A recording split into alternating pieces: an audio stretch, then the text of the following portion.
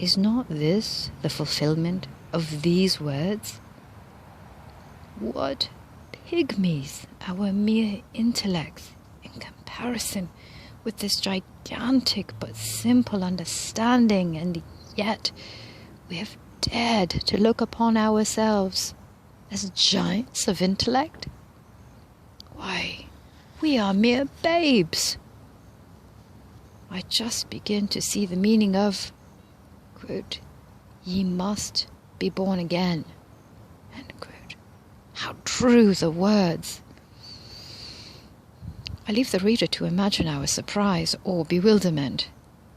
Here was a man with whom we had been in daily contact, and by whom we had been served daily, that was able to lay his body down for the protection of others and go on and serve so very efficiently.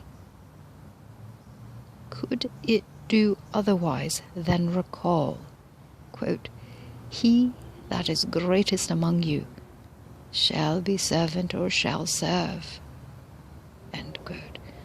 I think there was not one among us but from that moment lost all fear of death.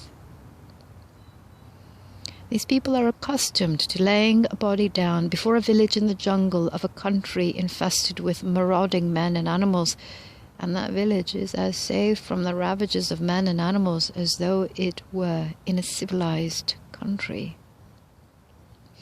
It was very evident that Jast's body had been lying where we found it for a considerable time.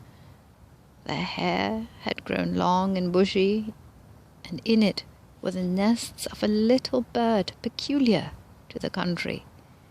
These birds had built their nests, reared their young, and the young had flown away, thus giving unmistakable evidence of the time the body had been in that position and inactive. These birds are very timid and will abandon their nests at the slightest disturbance.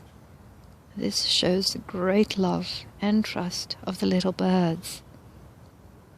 The excitement was so great that no one in our camp, except Jast, slept that night. He slept like a child. At intervals, one or another of our party would sit up and look over toward where Jast was sleeping, then lie down again, saying, "Pinch me to see if I am really awake." Occasionally, a more forceful expression was used.